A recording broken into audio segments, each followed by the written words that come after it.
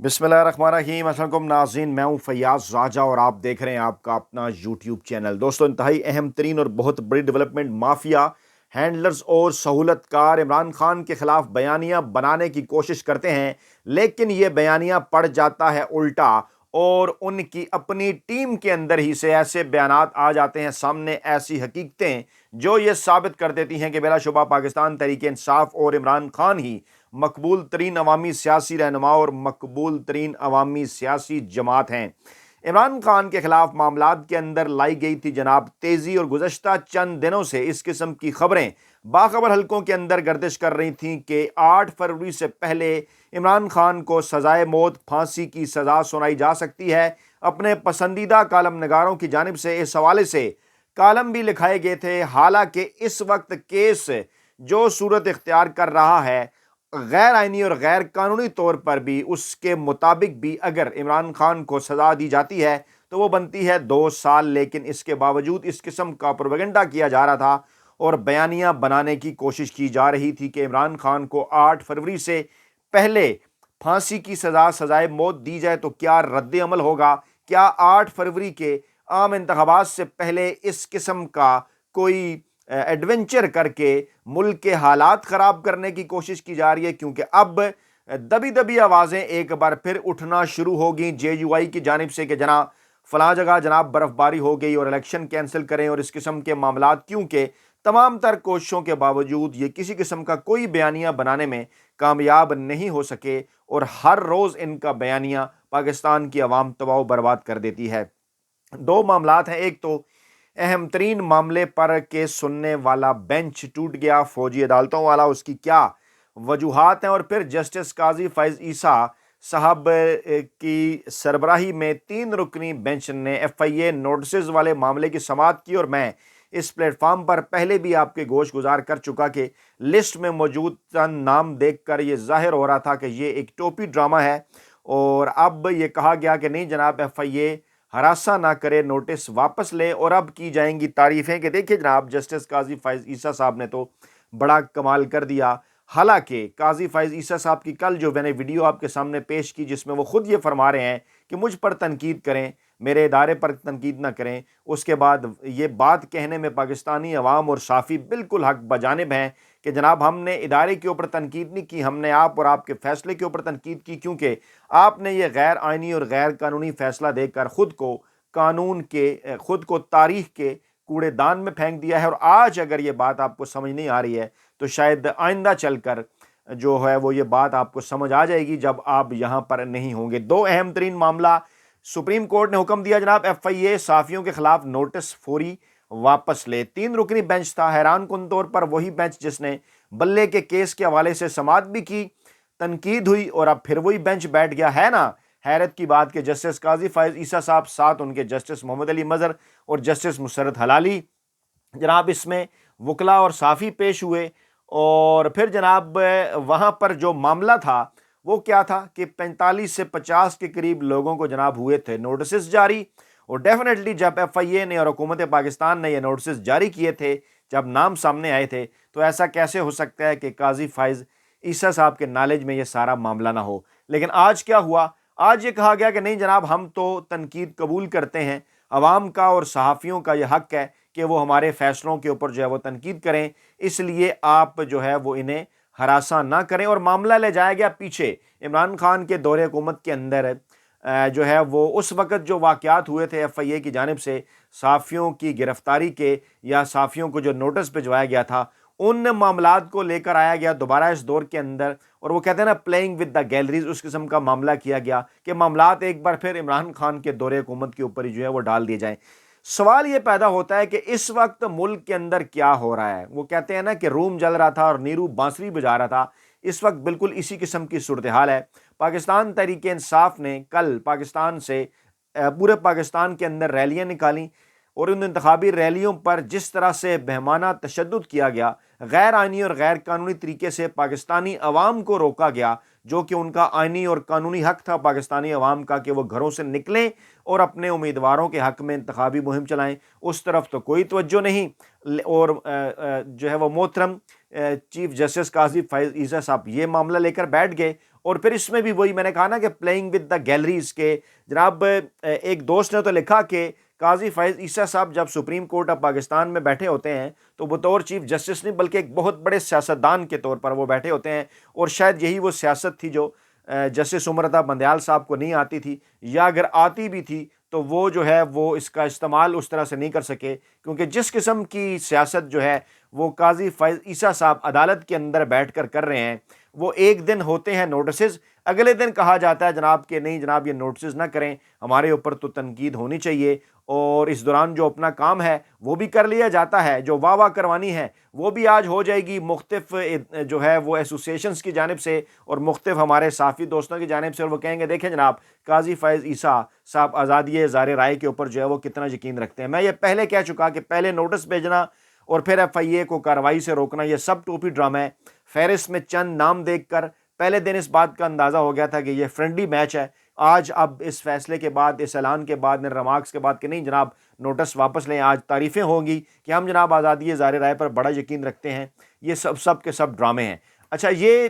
Sports مین کے نام سے ٹویٹر اکاؤنٹ امین شیر گورایا صاحب، انہوں نے کہا کہ راجہ صاحب میں نے کل ہی لکھ دیا تھا کہ جب 47 بندوں کی لسٹ پڑی تھی کہ یہ قاضی اس کرسی پر قاضی کم اور سیاستدان زیادہ ہے، ایسی سیاست بندیال کو نہ آئی جیسی اس کے پاس ہے، یا اگر بندیال صاحب کو آتی تھی مگر انہوں نے یہ راستہ نہیں اپنایا جو اس موصوف نے اپنایا ہے۔ یہ تھا جناب آج کا ایک بڑا معاملہ، اور ٹی وی سکرینیں اس کے اوپر بڑی روشن کر دی گئیں، اور پھر جو ہے وہ مسرت حلالی صاحبہ نے کہا کہ سوشل میڈیا نے پاکستانی اداروں کے خلاف جو ہے وہ کمپین کی، جس کی وجہ سے دنیا میں پاکستان کی عزت نہیں رہی۔ سوال یہ پیدا ہوتا ہے کہ کیا دنیا میں پاکستان کی عزت 4 مارشل لاؤں کی وجہ سے ہے؟ کیا دنیا میں پاکستان کی عزت ان 4 مارشل لاؤں کے دوران 4 عدالتی فیصلوں کی وجہ سے ہے جو کہ ان مارشل لاؤں کے حق میں پاکستان کی عدلیہ کے محترم جج صاحبان نے دیے اور تاریخ میں اپنا نام لکھوایا ان مارشل لاؤں کو قبول کر کے؟ تو کیا ان مارشل لاؤں کی وجہ سے پاکستانی اسٹیبلشمنٹ اور ان مارشل لاؤں کو جو ہے وہ ماننے کی وجہ سے پاکستانی سپریم کورٹ کی عزت تھی، جس کو سوشل میڈیا نے جو ہے وہ خراب کر دیا ہے؟ خدا کا واسطہ ہے کچھ تو ان تمام تر چیزوں پہ غور کیجئے، اور جو ادارے ہیں ان کو دیکھنا چاہیے، ان تمام تر چیزوں کو معزز جج صاحبان کو دیکھنا چاہیے، اپنے گریبان میں جھانکنا چاہیے۔ اور قاضی فائز عیسیٰ صاحب نے کہا کہ میں غلطیوں سے مبرہ نہیں ہوں، غلطیاں کرتا رہوں گا، تو غلطیاں آپ اگر تسلیم کرتے ہیں تو غلطیوں کو سدھارنے کی بھی کوشش کریں۔ یہ کون سا سدھار ہے کہ ماضی میں آپ کہیں جی کہ نواز شریف صاحب کے ساتھ ہوگی تھی زیادتی، انہیں الیکشن لڑنے دیا جائے، اور اب آپ پاکستان تحریک انصاف اور عمران خان کو جو پاکستان کی سب سے بڑی اور مقبول ترین سیاسی جماعت ہے انہیں الیکشن سے ہی آؤٹ کر دیں۔ پھر محمد علی مظہر صاحب فرماتے ہیں، وہ کہتے ہیں جناب تھم نیل کے اوپر جو لکھا ہوتا ہے وہ اندر نہیں ہوتا۔ اچھا، بڑا عجیب معاملہ ہے۔ حالانکہ ایک دفعہ کا ذکر ہے کہ جج صاحبان کے ساتھ کچھ صحافی حضرات بیٹھے تھے، ہم بھی وہاں پر موجود تھے، اور بات ہو رہی تھی تو ایک جج صاحب فرمانے لگے کہ یار یہ جو تھم نیل میں ہوتا ہے یہ یوٹیوب کی اس ویڈیو کے اندر کیوں نہیں ہوتا؟ تو میں نے جج صاحب سے کہا کہ جناب یہ بالکل اسی طرح سے ہے کہ جو کچھ ریمارکس کے اندر ہوتا ہے وہ فیصلے کے اندر نہیں ہوتا۔ تو اس کے اوپر بڑا کہکا لگا۔ ہم قطعاً اس بات کو جو ہے وہ اس کی حمایت نہیں کر رہے کہ ویڈیو کے اندر کچھ اور تھم نیل کے اندر کچھ اور ہو۔ معاملہ کیا ہے؟ معاملہ یہ ہے کہ آپ کا ایک آئین اور قانون کے تحت فرض ہے کہ آپ نے آئین اور قانون کے تحت لے کر چیزوں کو لے کر آگے بڑھنا ہے۔ میں پہلے کئی دفعہ یہ بات کر چکا کہ عدالتوں کے فیصلے غلط یا درست نہیں ہوتے، آئینی اور غیر آئینی ہوتے ہیں، آپ ان کے اوپر ڈیبیٹ کر سکتے ہیں۔ جب ایک ہی عدالت کے جج اختلاف بھی کرتے ہیں تو کسی ایک فیصلے کے خلاف جاتے ہیں لیکن دوسری طرف سے فیصلہ حق میں آتا ہے۔ فوجی عدالتوں والا معاملہ دیکھ لیں، سو موڈو نوٹس والے معاملات دیکھ لیں، پریکٹس پروسیجر ایکٹ والا دیکھ لیں، یہ سارے معاملات دیکھ لیں، تو کیا یہ سمجھا جائے کہ جو جج آپ کے فیصلوں کے خلاف جاتے ہیں وہ غلط ہیں؟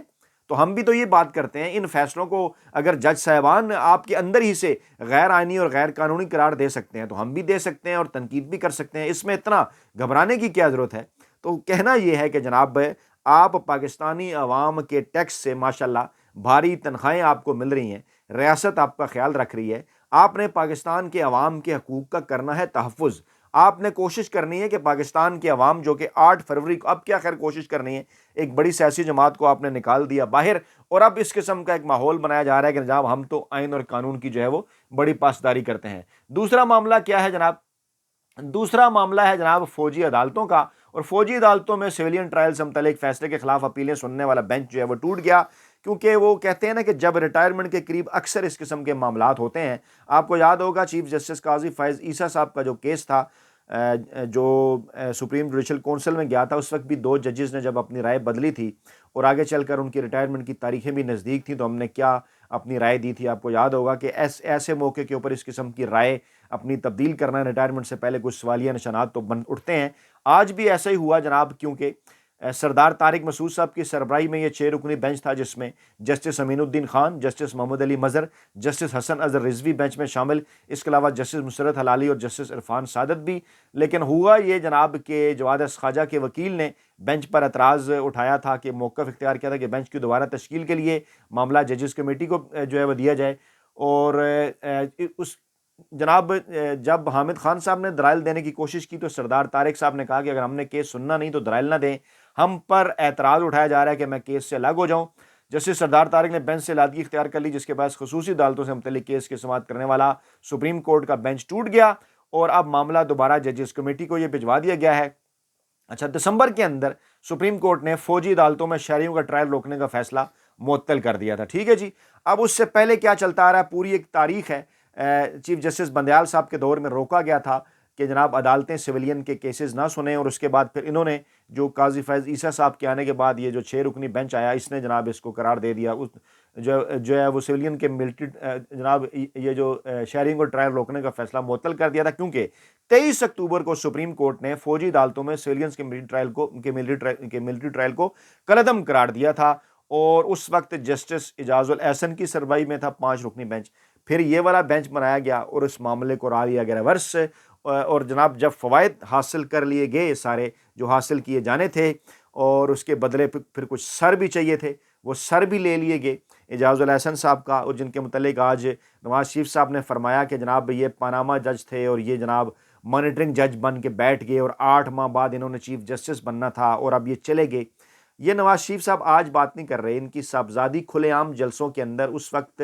اعجاز الاحسن صاحب نے استعفیٰ نہیں دیا تھا، سپریم کورٹ آف پاکستان کے اندر وہ موجود تھے، اور اس وقت ایک سٹنگ جج کے خلاف جس قسم کی زبان استعمال کی گئی، اس کے اوپر تو سپریم کورٹ آف پاکستان یا پاکستانی اداروں کی طرف سے کسی قسم کی کوئی کارروائی نہیں ہوئی. لیکن آج کیوں یہ سب کچھ ہو رہا ہے؟ کیونکہ ان کا مقصد کچھ ہو رہا ہے ان تمام چیزوں کا، کہ کسی نہ کسی طریقے کے اندر 9 مئی کا معاملہ ہو، سائفر کے معاملات ہوں، دیگر معاملہ ہو، کسی نہ کسی طریقے سے پاکستان کے مقبول ترین عوامی سیاسی رہنما عمران خان کو ان کیسز کے اندر جو ہے وہ سزا سنائی جائے، اور اس کے بعد سنیاں ہو جان گلیاں تے وچ مرزا یار پھرے. لیکن اس موقع کے اوپر جناب عمران خان کا ایک پلان ڈی بھی ہے، اور اگر خدا نخواستہ عمران خان کو 8 فروری سے پہلے کوئی سزا سنائی جاتی ہے یا سزا دی جاتی ہے، تو پھر عمران خان کا وہ پلان ڈی ہو جائے گا ایکٹیو، جو وقت سے پہلے ہم آشکار نہیں کر رہے. یہ پلان ڈی موجود ہے، جو کہ پاکستان کے مافیا ہینڈلرز اور سہولت کاروں کے لیے آگے آنے والے دنوں میں ایک بڑا سرپرائز جو ہے وہ ثابت ہونے جا رہا ہے.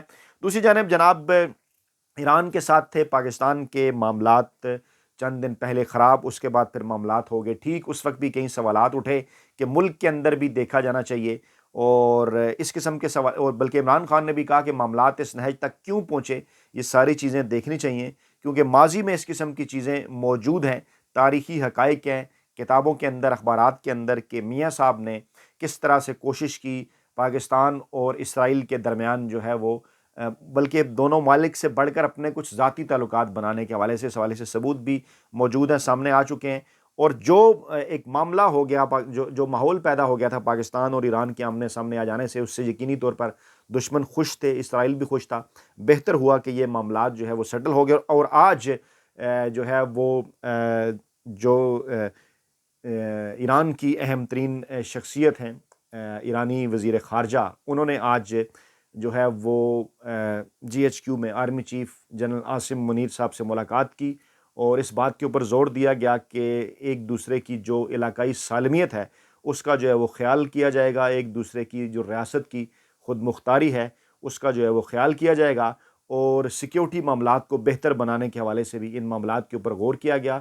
کیونکہ ایک دہشت گردی ایک مشترکہ جو ہے وہ خدشہ ہے، اور کہا گیا کہ اس سے جو ہے وہ مل جل کر نمٹا جائے گا پاکستان کے اندر، کیونکہ اس وقت معاملات جا رہے ہیں الیکشن کی طرف. ایک ایسا موقع ہے کہ جو ہے وہ 10 دنوں بعد پاکستان کے اندر ہونے جا رہے ہیں الیکشن، اور ایسے موقع کے اوپر ملک میں امن و امان کی جو صورتحال ہے وہ ہے، اس کو جو برقرار رکھنا ہے وہ انتہائی اہم ہے۔ اس سلسلے میں یہ جو ملاقات ہے یہ بڑی اہم قرار دی جا رہی ہے کہ ایسے موقع کے اوپر پاکستان کے جو بارڈرز ہیں، چاہے وہ ایران والا ہو یا افغانستان والا ہو، وہ جو ہے وہ محفوظ رہنا چاہیے، اور ایرانی وزیر خارجہ کی جانب سے بھی اس بات کی یقین دہانی کرائی گئی پاکستان کی ملٹری قیادت کو کہ مل جل کر معاملات کو آگے بڑھایا جائے گا۔ اپنا بہت خیال رکھیے گا، دعاؤں میں یاد رکھیے گا۔ نئی ویڈیو کے ساتھ جلد حاضر ہوں گے، اللہ نے کے بعد۔